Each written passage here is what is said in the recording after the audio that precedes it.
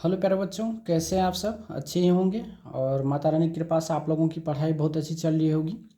कि जैसे कि आपको दिख रहा होगा स्क्रीन पे कि क्लास 10th मैथ, तो आज से हम लोग क्लास 10th का मैथ भी शुरुआत कर रहे हैं और न्यू बैच स्टार्ट कर रहे हैं जो आपके 26-27 सेशन होंगे। और चैप्टर इसमें क्या है? Number system. नंबर सिस्टम का मतलब क्या है? वास्तविक संख्या से भी बहुत सारे क्वेश्चंस आते हैं, ठीक है। और वो हम लोग पढ़ने वाले हैं, तो इसमें एकदम बेसिक से हम शुरुआत करेंगे ताकि आप लोगों को कहीं भी तकलीफ ना हो। क्वेश्चंस भी हम लोग साथ में करेंगे। तो चलिए हम लोग स्टार्ट करते हैं। तो आज जो हम लोग को पढ़ना है वो क्या पढ़ना है? सबसे पहले कंसेप्ट की बात करेंगे। हम लोग कंसेप्ट के साथ चलेंगे। कंसेप्ट में हम लोग क्या करना है कि इसमें जानना है क्या कि सबसे पहले मैथ में अगर हम 10th क्लास में पढ़े तो एकदम हम जीरो लेवल से ही शुरू कर देते हैं आपको। ये अंक क्या होता है? अंक अंक किसको बोला जाता है? अंक क्या होता है? ठीक है। तो अगर आपसे पूछा जाएगा अंक क्या होता है, तो किसी भी संख्या को लिखने के लिए जिस संकेत का प्रयोग करते हैं उसी हम लोग क्या बोलते हैं? अंक बोलते हैं। अगर नॉर्मली कहा जाए तो 0 से लेकर के 9 तक के सभी को क्या कहा जाता है? अंक कहा जाता है। तो चलिए हम लोग अंक के बारे में लिख लेते हैं। अंक किसको कहेंगे? तो लिखेंगे कि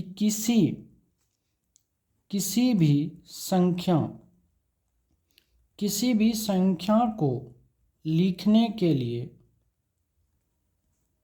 ठीक है, किसी भी संख्या को लिखने के लिए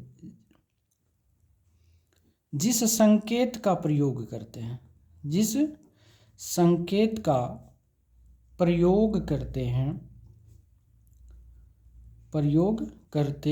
हैं उसे अंक कहते हैं। उसे क्या कहते हैं? अंक कहते हैं। कोई तकलीफ? ठीक है। अथवा दूसरा परिभाषा की अगर हम बात करें, या अथवा ये भी हम कह सकते हैं कि 0 से 9 को ही अंक कहते हैं। अंक कहते हैं 0 से 9, यानी 0 से 9 तक मतलब, ठीक है। जैसे आइए एग्जाम्पल की अगर आप बात करिएगा तो क्या हो जाएगा? 0, 1, 2, 3, 4, 5, 6, 7, 8 और 9, ये सारे के सारे क्या है? अंक है। क्या है? अंक है। तो अब अगर कोई पूछेगा अंक किसको कहेंगे, तो आप आराम से बता दीजिएगा किसी भी संख्या को लिखने के लिए जिस संकेत का प्रयोग करते हैं उसे हम अंक कहते हैं, अथवा 0 से 9 तक को ही हम लोग अंक कहते हैं, ठीक है। तो अब अगर पूछा जाए कुल अंकों की संख्या कितना होती है, तो याद रखिएगा कि कुल अंकों की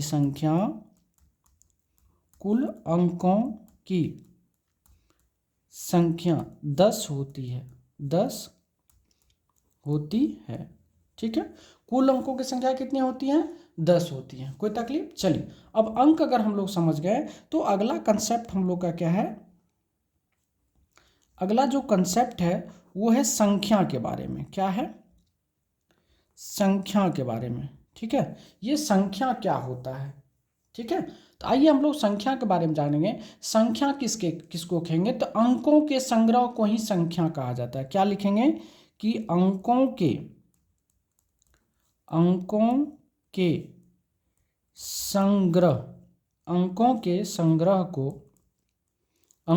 संग्रह को संख्या कहा जाता है, या कहते हैं। अंकों के संग्रह को क्या कहते हैं? संख्या कहते हैं। जब एक से अधिक अंक को आपस में मिलाया जाता है तो संख्या का निर्माण होता है। अगर आप एग्जाम्पल की बात करिएगा तो जैसे हमने कहा कि 10 लिखिए, 10 लिखने के लिए हम लोग क्या किए? 1 और 0 लिखे। देखिए ना, 1 लिए और 0 लिए तब ना 10 हुआ। जैसे हम बोले कि 205 लिखिए, 205 लिखने के लिए क्या क्या लेना पड़ा? 2 लेना पड़ा, 0 लेना पड़ा, 5 लेना पड़ा। क्या? अब जैसे लिखे 346 में क्या क्या लिए? 3 लिए, 4 लिए और 6 लिए। मतलब एक से अधिक अंक को जब आपस में मिलाओगे तो क्या होता है? संख्या का निर्माण होता है। कोई तकलीफ नहीं ना। अब अगला बात होता है कि संख्या को क्या कितने प्रकार में बांटा गया है। तो हम लोग अगला पॉइंट जानेंगे कि संख्या को 2 प्रकार में बांटा गया है। संख्या के 2 प्रकार होते हैं, मुख्य रूप से दो प्रकार होते हैं। संख्या के 2 प्रकार होते हैं। ठीक है। सबसे पहला जो जानेंगे हम लोग वो है आपका वास्तविक संख्या। वास्तविक संख्या पहला क्या है? वास्तविक संख्या। तो वास्तविक संख्या किसको कहा जाता है? तो वैसी संख्या जिसको संख्या रेखा पर दर्शाया जा सकता है उसे हम वास्तविक संख्या कहते हैं। क्या कहेंगे? वैसी संख्या जिसको हम संख्या रेखा पर दर्शा सकते हैं उसको क्या बोलेंगे? वास्तविक संख्या। तो आइए लिखते हैं, लिखेंगे क्या कि वैसी संख्या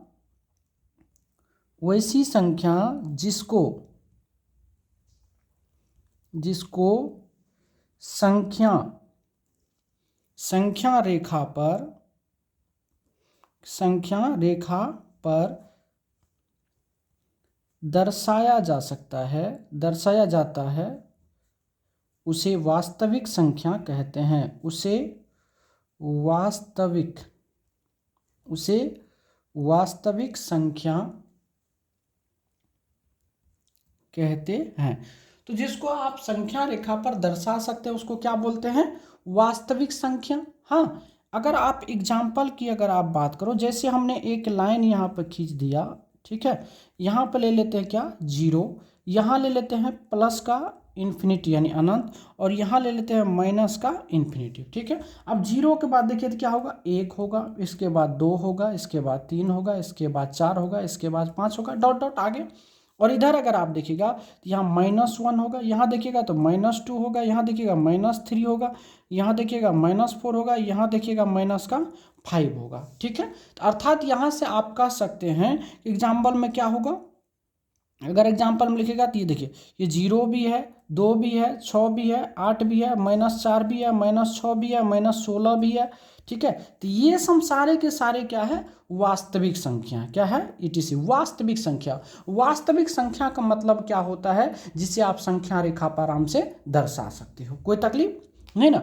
आइए दूसरा जो है, दूसरा हम लोग जानते हैं, दूसरा क्या होता है? काल्पनिक रेखा, काल्पनिक संख्या, सॉरी रेखा बोल दिए, ठीक है।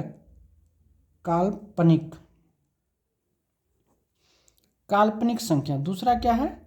काल्पनिक संख्या। इसके बारे में अगर हम लोग बात करें, काल्पनिक संख्या किसको कहा जाता है? तो वैसी संख्या जिसको हम संख्या रेखा पर नहीं दर्शा सकते हैं। तो लिखेंगे क्या कि वैसी संख्या जिसको, ठीक है, वैसी संख्या जिसको संख्या रेखा पर, क्या? संख्या रेखा पर दर्शाया नहीं जा सकता है, उसे काल्पनिक संख्या कहते हैं। उसे काल्पनिक, ठीक है, उसे काल्पनिक संख्या कहते हैं। क्या कहते हैं? ठीक है। अगर आप एग्जाम्पल की बात करोगे बउआ, अगर आप एग्जाम्पल की बात करोगे तो जैसे अंडर रूट क्या हो गया? -5 हो गया, अंडर रूट -6 हो गया, अंडर रूट -8 हो गया, अंडर रूट -12 हो गया, अंडर रूट -15 हो गया, ETC। यानी ये जो काल्पनिक संख्या होता है वह क्या होता है? माइनस में होता है और अंडर रूट में होता है। तो आपसे बउआ पूछा जाएगा कि संख्या कितने प्रकार के होते हैं? संख्या 2 प्रकार के होते हैं, एक वास्तविक संख्या, एक काल्पनिक संख्या। अब इसके प्रकार आएंगे, ठीक है। तो वास्तविक संख्या किसको कहेंगे? तो वैसी संख्या जिसको हम जो संख्या रेखा पर दर्शा सकते हैं उसको वास्तविक संख्या कहते हैं। और काल्पनिक रेखा किसको कहेंगे? तो वैसी संख्या जिसको हम संख्या रेखा पर नहीं दर्शा सकते उसको हम लोग क्या बोलेंगे? काल्पनिक रेखा, काल्पनिक संख्या। कोई तकलीफ? ये चीज समझ गए। अब चलिए, अब हम लोग को जो है कुछ और पढ़ना है। आइए चलिए, अब हम लोग यहाँ तक जान गए, कोई तकलीफ नहीं ना। चलिए अब हम लोग जो है वास्तविक संख्या में कौन कौन संख्या आ जाते हैं उसके प्रकार जानेंगे। तो अब हम लोग जो है 1 नंबर में समझेंगे क्या? आपको पूर्ण संख्या। क्या समझेंगे बुआ? पूर्ण संख्या। अब यहाँ से भी क्वेश्चंस आपके उठना शुरू हो जाएंगे। अगर 10th में आपको बेहतरीन मार्क्स लाना है बुआ तो आप एकदम 0 लेवल से पढ़ना होगा आपको। समझ गए बात को? आइए आप 2 क्लास, मेरा 2 क्लास कर लो, आपको कम से कम 20 नंबर अगर नहीं आएगा तो मैं पढ़ाना छोड़ दूंगा, ठीक है। आइए क्या करा? पूर्ण संख्या किसको बोलेंगे? तो पूर्ण संख्या किसको बोलेंगे? तो लिखेंगे 0 से शून्य से प्रारंभ शून्य से प्रारंभ होने वाली शून्य से प्रारंभ होने वाली संख्या शून्य से प्रारंभ होने वाली संख्या को पूर्ण संख्या कहते हैं, को पूर्ण संख्या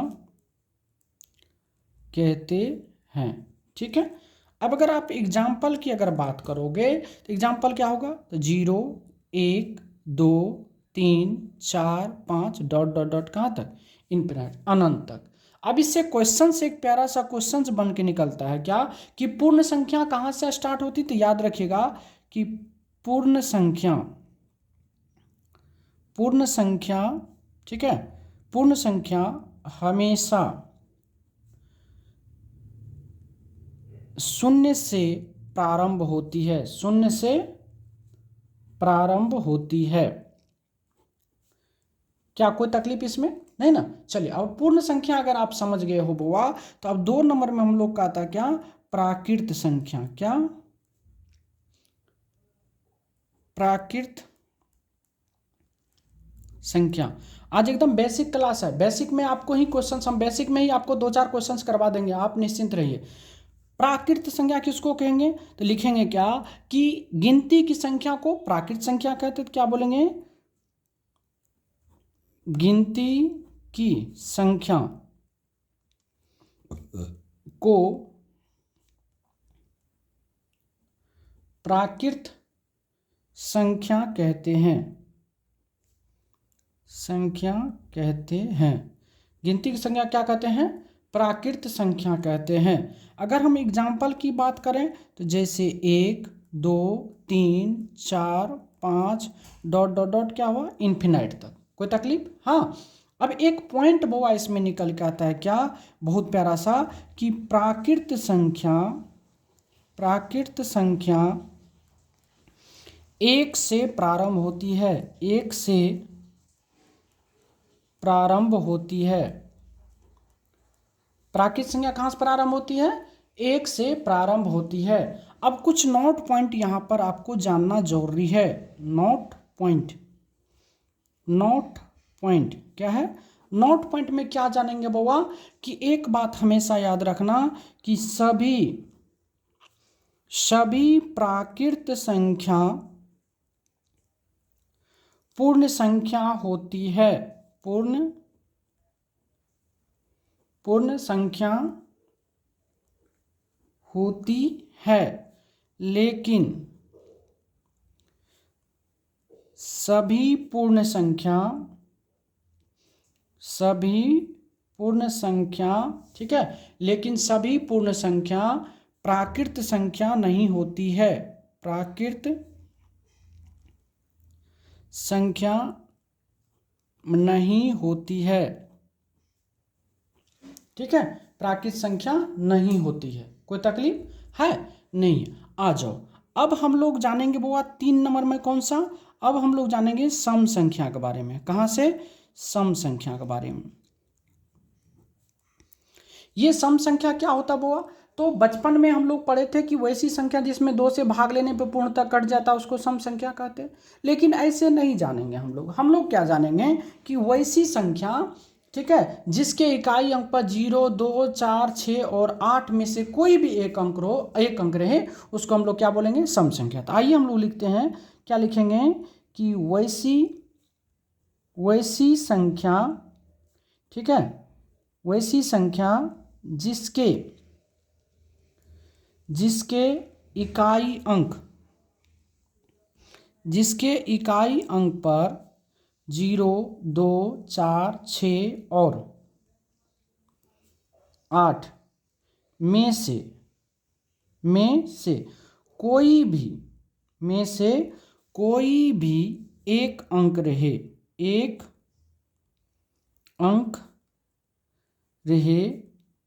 उसे सम संख्या कहते हैं, उसे सम संख्या कहते हैं। एकदम नोट्स बनाते चलिए, ठीक है। उसे क्या कहेंगे बुआ, सम संख्या कहेंगे, ठीक है। आ जाइए एग्जाम्पल में, जैसे लिखा हमने क्या, 120 देखिए, 122 लिखा, 124 लिखा, 126 लिखा, 128 लिखा, ठीक है, डॉट डॉट ETC। अगर आप सभी के इकाई अंक पे देखेंगे तो इसमें 0 है, इसमें 2 है, इसमें 4 है, इसमें 6 है, इसमें 8 है ना। देखिए यहाँ पर क्या है, 0 है, इसमें 2 है, इसमें 4 है, इसमें 6 है, इसमें 8 है। तो ये जब आ गया तो मतलब यह है, यह सब क्या है, सम संख्या है। कोई तकलीफ नहीं ना। अब यहाँ से नोट पॉइंट निकलना शुरू हो जाता है कि सम संख्या में, ठीक है, क्या निकलता है कि सम संख्या 2 से प्रारंभ होती है, 2 से प्रारंभ होती है, सम संख्या 2 से प्रारंभ होती है। हाँ, उसके बाद सबसे छोटी सम संख्या, सबसे छोटी सम संख्या 2 होती है। सबसे छोटी सम संख्या क्या होती है, 2 होती है। कोई तकलीफ नहीं ना, आप आराम से। और सबसे बड़ी सम संख्या क्या होता है, अनंत होता है। तो मेरे प्यारे बच्चों, सम संख्या के बारे में अब तकलीफ होगा नहीं। क्या बताओगे, क्या वैसी संख्या जिसके इकाई अंक पर 0, 2, 4, 6 और 8 में से कोई भी एक अंक रहे उसको क्या बोलोगे आप, सम संख्या। सम संख्या कहाँ से प्रारंभ होती है, तो 2 से। सबसे छोटी सम संख्या कौन होता है, 2। क्या यहाँ तक में कोई तकलीफ नहीं ना। चलिए अब हम लोग जानेंगे विषम संख्या के बारे में। अब जानेंगे हम लोग क्या, विषम संख्या के बारे में। क्या जानेंगे बुआ, तो ये 4 नंबर में जो हम लोग जानेंगे, क्या जानेंगे, कौन सा संख्या, कि विषम संख्या। ये विषम संख्या क्या होता है। विषम संख्या की अगर बात करें तो आप लोग जानते हो क्या, कि वैसी संख्या जिसमें 2 से भाग ना लगे। लेकिन ऐसे नहीं पढ़ेंगे, क्या लिखेंगे कि वैसी संख्या, वैसी संख्या जिसके इकाई अंक पर, जिसके इकाई अंक पर 0, इकाई अंक पे सॉरी 0 नहीं होगा, 1, 3, 5, 7 तथा 9 में से कोई भी एक अंक रहे, कोई भी, ठीक है, कोई भी अंक रहे, ठीक है, अंक रहे, उसे विषम संख्या कहते हैं, उसे विषम संख्या कहते हैं। कोई तकलीफ है, एकदम नोट्स बनाते चलिए बहुत प्यारा तरीका से। एग्जाम्पल की अगर आप बात करोगे, जैसे हमने लिखा 121, 123, 125, 127, 129, डॉट डॉट डॉट ETC। अब अगर आप चेक करोगे तो यहाँ देखिए 1 है, यहाँ देखिए 3 है, यहाँ देखिए 5 है, यहाँ देखिए 7 है, यहाँ देखिए 9 है। तो ये सारे के सारे क्या है, विषम संख्या। तो विषम संख्या के बारे में क्या जानोगे, कि वैसी संख्या जिसके इकाई अंक पर 1, 3, 5, 7 तथा 9 में से कोई भी एक अंक रहे उसको क्या बोलोगे, विषम संख्या। कोई तकलीफ। अच्छा एग्जाम्पल भी देख लिए। अब यहाँ से स्टार्ट इसमें पॉइंट क्या बन के आता है, कि विषम संख्या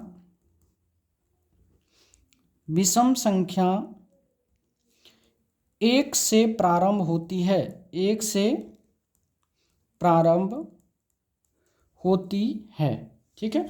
उसके बाद दूसरा निकलता है क्या, कि सबसे छोटी विषम संख्या, सबसे छोटी विषम संख्या 1 होती है।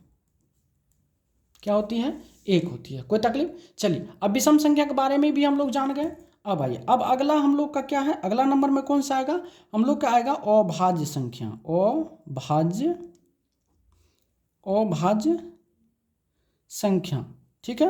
अभाज्य संख्या, इसी को बोला जाता है रूढ़ संख्या भी बोला जाता है। क्या बोला जाता है, रूढ़ संख्या। क्या बोला जाता है, रूढ़ संख्या। अभाज्य संख्या किसको कहेंगे, तो वैसी संख्या जो एक एवं स्वयं से विभाजित हो उसको अभाज्य संख्या बोलते हैं। क्या लिखेंगे बुआ, कि वैसी संख्या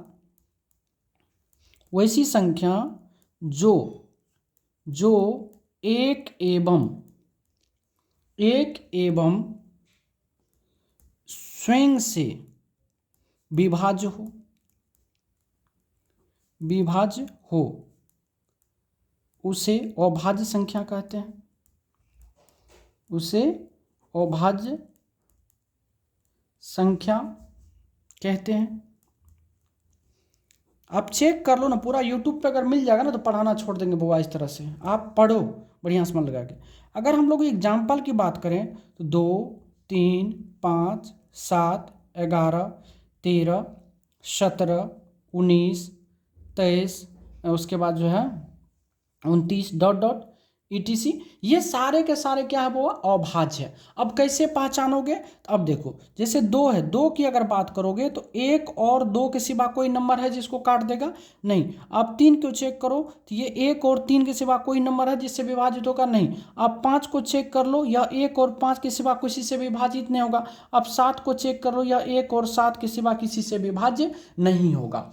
तो अभाज्य संख्या के केवल 2 गुणनखंड होते हैं। ठीक है, तो यहाँ हम लिख देता हूं कि अभाज्य संख्या के केवल 2 गुणनखंड होते हैं, 2 गुणनखंड होते हैं। ठीक है, अभाज्य संख्या के केवल 2 गुणनखंड होते हैं। कोई तकलीफ? हाँ, उसके बाद अभाज्य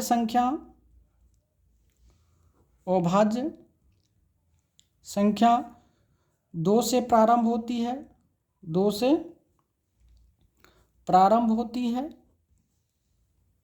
ठीक है, 2 से प्रारंभ होती है। सबसे छोटी अभाज्य संख्या, सबसे छोटी अभाज्य संख्या 2 होती है। सबसे छोटी अभाज्य संख्या क्या होती है? 2 होती है। कोई तकलीफ? और सबसे छोटी समअभाज्य संख्या, ठीक है, सबसे छोटी समअभाज्य संख्या 2 होती है। मजा ले, इतना पढ़ लेने के बाद आपको एक 10th क्लास का मैथ क्वेश्चन छूट जाएगा? कभी नहीं, आप भरोसा रखो। ठीक है, आ जाओ। अब हम लोग भाज्य संख्या पढ़ लिए बुआ, तब हम लोग जानेंगे क्या? अभाज्य पढ़ लिए, तब हम लोग जानेंगे भाज्य संख्या। किसके बारे में? भाज्य संख्या के बारे में। ये भाज्य संख्या क्या होता है? तो ऐसे समझना है, इसका जस्ट विपरीत उल्टा होता है कि वैसी संख्या जो एक एवं स्वयं के अलावे किसी अन्य से भी विभाज्य हो। क्या बोलेंगे? कि वैसी संख्या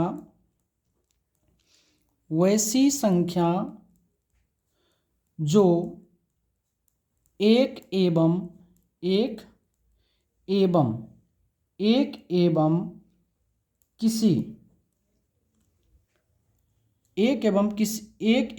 किसी अन्य संख्या, एक एवं स्वयं, यहाँ इसको फिलहाल के लिए यहाँ थोड़ा सा कट करते हैं, एक एवं स्वयं के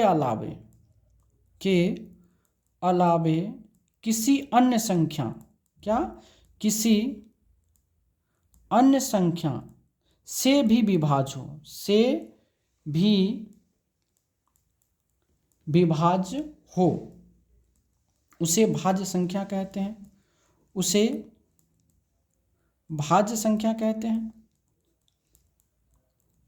ठीक है, उसे क्या कहते हैं बुआ?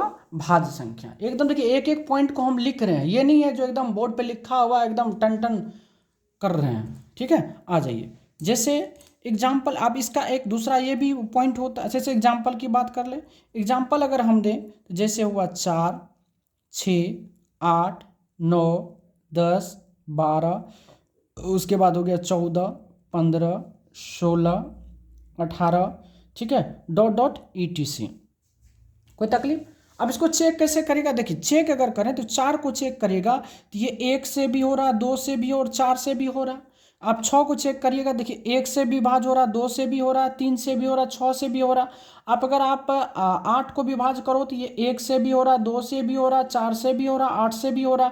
आप अगर 9 की बात करोगे तो ये 1 से भी हो रहा, 3 से भी हो रहा और 9 से भी हो रहा। तो मतलब 1 और स्वयं के अलावा किसी अन्य, मतलब 2 से विभाज्य हो गया। देखिए 1 और स्वयं के अलावा 2 और 3 से विभाज्य हुआ, मतलब क्या हुआ? भाज्य संख्या। मतलब वैसी संख्या जो 1 एवं स्वयं के अलावा किसी अन्य संख्या से भी विभाज्य हो जाती है, उसको हम लोग क्या बोलते हैं? भाज्य संख्या। अब इसमें पॉइंट निकल के आता है क्या? कि पॉइंट निकल के आता है कि सबसे या ऐसे लिखिए, भाज्य संख्या 4 से प्रारंभ होती है, 4 से प्रारंभ होती है। उस अगला पॉइंट, सबसे छोटी भाज्य संख्या, सबसे छोटी भाज्य संख्या 4 होती है। सबसे छोटी भाज्य संख्या क्या होती है? 4 होती है। अब यहीं पर एक क्वेश्चन पूछ दिया जाता है कि बताइए ना, सबसे छोटी भाज्य संख्या एवं सबसे छोटी अभाज्य संख्या का गुणनफल कितना होता है। ये क्वेश्चन से आपको पूछा जाता है। तो चलिए अगला क्वेश्चन की बात करते हैं, अगला टॉपिक की बात करते हैं इसी का और पॉइंट। चलिए अगला पॉइंट की अगर हम बात करें तो यहां पे एक नोट पॉइंट निकल के आता है कि सबसे छोटी विषम भाज्य संख्या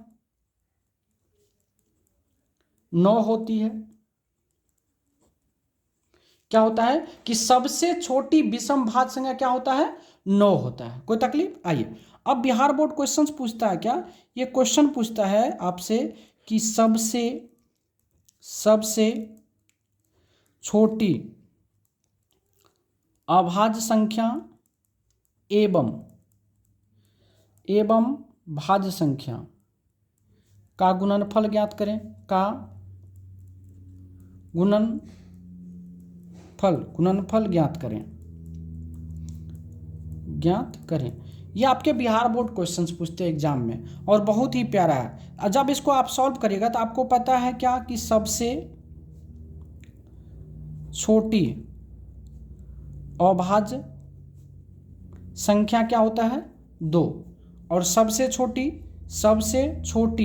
भाज्य संख्या की बात करोगे तो कितना होता है? 4। अब इन दोनों का क्या पूछा आपसे? गुणनफल। तो निकाल दीजिए गुणनफल। तो गुणनफल की अगर हम लोग बात करेंगे तो 2 गुना 4 बराबर क्या हो गया? 8। ये आपका आंसर हो गया। कोई तकलीफ नहीं ना? तो ये बिहार बोर्ड का क्वेश्चन है। चलिए अब हम लोग भाज्य संख्या समझ गए, अभाज्य संख्या समझ गए, क्या कोई तकलीफ नहीं? आइए, और एक बात हमेशा याद रखिएगा कि 2 अभाज्य संख्या का मौसा हमेशा 1 होता है। तो खैर क्वेश्चंस करेंगे तो उसमें आ जाएगा। भाज्य संख्या समझ गए, अभाज्य संख्या समझ गए। अब अगला 7 नंबर में जो हम लोग का सबसे प्यारा क्वेश्चन है, वो टॉपिक है, वो है परिमेय संख्या, जिनसे आपके बहुत क्वेश्चंस आते हैं। परिमेय संख्या, इनको समझिएगा, ये जान है। 10th क्लास की मैथ की अगर हम बात करें तो ये पूरा का पूरा जान है। परिमेय संख्या किसको बोलेंगे? तो वैसी संख्या जिसको हम p/q के रूप में लिख सकते हैं। क्या लिखेंगे कि वैसी संख्या जिसको p/q के रूप में लिख सकते हैं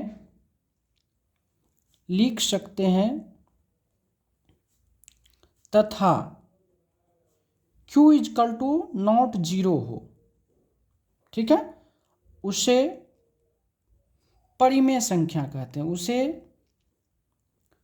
परिमेय संख्या कहते हैं। क्या कहते हैं? उसे परिमेय संख्या कहते हैं। दूसरा परिभाषा होता है बुआ इसका, दूसरा की बात करेंगे तो लिखिएगा क्या कि वैसी संख्या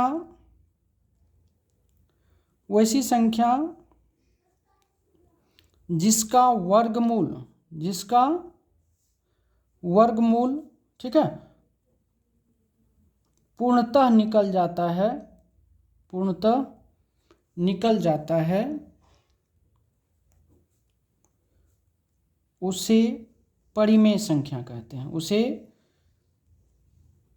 परिमेय संख्या कहते हैं, ठीक है, उसे परिमेय संख्या कहते हैं। आज अब वो एग्जाम्पल की बात करते हैं। जैसे 2 हुआ, 3 हुआ, 5/7 हुआ, 6/11 हो गया, √4 हुआ, √9 हुआ, √16 हुआ, √25 हुआ, ... etc। फिलहाल आज हम लोग केवल परिभाषा को कर रहे हैं। कल क्वेश्चन लेकर आएंगे, एकदम धुआं उड़ा देंगे, टेंशन आपको नहीं लेना है। एक एक क्वेश्चन को हम लोग तोड़ेंगे बाय ऑप्शन। आप परेशान मत होइए, आप केवल पढ़िए। तो हमने क्या बताया कि परिमेय संख्या किसको बोला जाता है, तो वैसी संख्या जिसको p/q के रूप में लिख सकते हैं या तथा q बराबर नॉट जीरो हो, उसे क्या बोलते हैं, परिमेय संख्या। अर्थात दूसरा परिभाषा क्या बताया, वैसी संख्या जिसका वर्गमूल पूर्णतः निकल जाता है उसको क्या बोलेंगे, परिमेय संख्या। कोई तकलीफ नहीं ना, आ जाइए। उसके बाद परिमेय संख्या में एक पॉइंट और आता है, एक पॉइंट निकल के आता है क्या, अच्छा पहले अपरिमेय जान लेते हैं 8 नंबर में, अपरिमेय, उसके बाद मजा आएगा। अपरिमेय, ठीक है, क्या जानेंगे, अपरिमेय संख्या के बारे में। अपरिमेय संख्या क्या होता है, तो वैसी संख्या जिसका वर्गमूल पूर्णतः नहीं निकलता। क्या जानोगे कि वैसी संख्या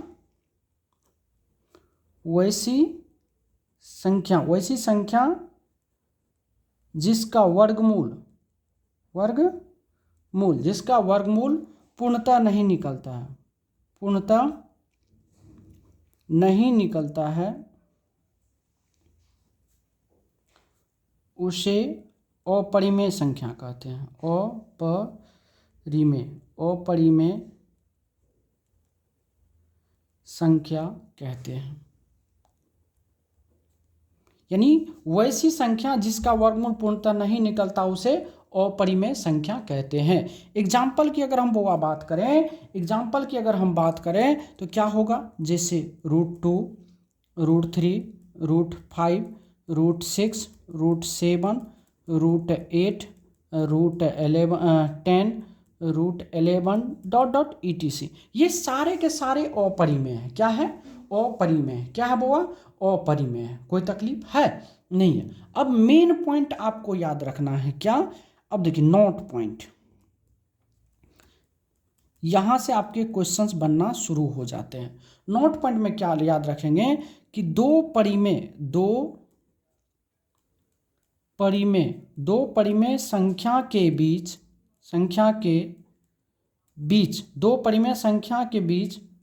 अनंत परिमेय संख्या होता है। अनंत परिमेय संख्या होता है। कोई तकलीफ, दो परिमेय संख्या के बीच अनंत परिमेय संख्या होता है। यहां परिमेय समझ गए, अपरिमेय समझ गए।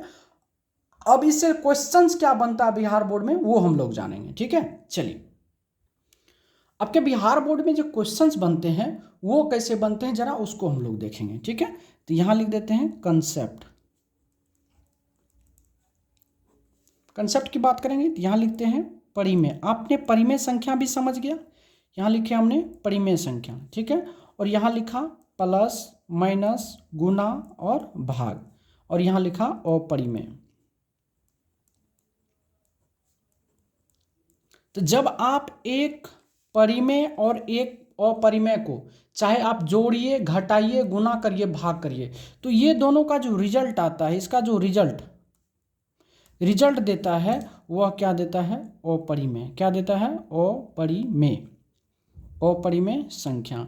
सीधी सी बात समझिए कि एक परिमेय संख्या में अगर एक अपरिमेय संख्या को जोड़ेंगे तो आंसर क्या निकलेगा, अपरिमेय। माइनस करेंगे तो भी अपरिमेय, गुना करेंगे तो भी, भाग करेंगे तो भी। एक्सेप्शन होता है लेकिन उतना है नहीं, जो आपको जानना है। जैसे एग्जाम्पल की अगर हम बात करें, जैसे बोले हम 2 प्लस का √3, 2 प्लस √3, देखिए एक परिमेय है एक अपरिमेय, जब दोनों मिलेगा तो यह कौन सी संख्या बनेगा, तो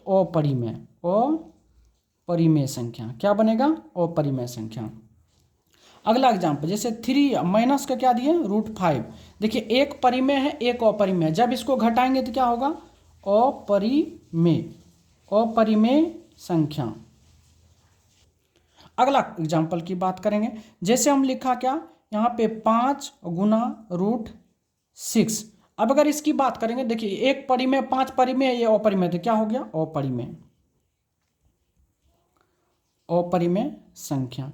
ठीक है, आपको ऐसे भी दे दिया जाएगा एग्जाम्पल की अगर हम बात करें, जैसे 3 भागा दे दिया आपको √5, यानी यह कौन सी संख्या है, तो यह भी क्या हो गया, अपरिमेय संख्या। क्या हो गया, अपरिमेय संख्या। तो मेरे प्यारे बच्चों, ये सबसे ज़्यादा इंपॉर्टेंट चीज़ आपका ये है जो बार बार इनसे क्वेश्चंस पूछा जाता है। समझ गए बात को। आइए नोट पॉइंट में बात करते हैं। नोट पॉइंट कल जब हम लोग अगला क्लास लेकर के आएंगे आपके लिए, तो उसमें आपको जो है क्वेश्चंस के साथ हम आएंगे, टोटल क्वेश्चंस, ठीक है, एकदम जीरो लेवल से। तो आइए नोट पॉइंट में क्या पढ़ना हुआ कि यहाँ पर एक बात होता है कि वास्तविक संख्या में पाई आता है। क्या आता है? तो एक बात हमेशा याद रखिएगा कि पाई का मान पूछा जाता है, पाई का मान 22/7 होता है जो कि एक परिमेय संख्या है। क्या है? परिमेय संख्या है, ठीक है। मान अगर पूछेगा तब, लेकिन डायरेक्ट अगर पूछा जाए तो लिखिएगा पाई एक अपरिमेय संख्या, अपरिमेय संख्या है। पाई एक क्या है? अपरिमेय संख्या। लेकिन जब मान पूछा जाएगा, पाई का मान क्या होता है, तो वह एक परिमेय, लेकिन पाई एक क्या है? अपरिमेय संख्या है। तो हम लोग अभी जस्ट जान लिए बुआ क्या कि एक परिमेय में जब एक अपरिमेय को जोड़ेंगे तो योग क्या, उसका योगफल क्या निकलेगा? अपरिमेय। घटाएंगे तो भी अपरिमेय, भाग देंगे तो भी, गुना करेंगे तो भी। क्या कोई तकलीफ नहीं ना? आइए अब बात करते हैं कुछ इसमें बेसिक पॉइंट में, नोट पॉइंट में, महत्वपूर्ण पॉइंट में, ठीक है। नोट पॉइंट और कुछ कर लेते हैं। यहाँ पर देखिएगा, पूछा जाता है कि दो क्रमागत संख्या का मौसो कितना होता है? दो क्रमागत का मतलब क्या हुआ? जैसे 1 2 हुआ, 2 3 हुआ, 3 4 हुआ, 4 5 हुआ, 6 7 हुआ, ये सब क्रमागत है। अब जब इसका आप मौसो निकालिएगा, तो इनका जब आप मौसो निकालिएगा, तो मौसो की बात अगर किया जाए तो मौसो कितना होता है? 1 होता है। तो दो क्रमागत संख्या का मौसो कितना होता है? 1 होता है। अगला पॉइंट पूछा जाएगा कि दो क्रमागत सम संख्या का मौसो कितना होता है? दो क्रमागत सम संख्या का मौसो कितना होता है, ये भी क्वेश्चन पूछा जाता है। तो देखिए, जैसे 2 4 हुआ, 4 6 हुआ, 6 8 हुआ, 8 10 हुआ, उसके बाद 10 12 हुआ, 10 और 12 हुआ, 12 और 14 हुआ। इसका जब आप मौसो निकालिएगा बुआ, तो दो क्रमागत सम संख्या का मौसो कितना होता है?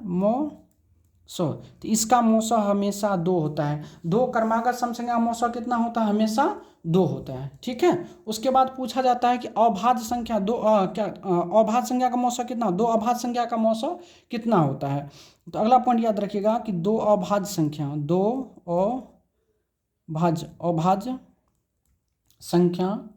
का मौसो कितना होता है, ठीक है। तो यहाँ पर आंसर याद रखिएगा, उत्तर में क्या लिखेंगे?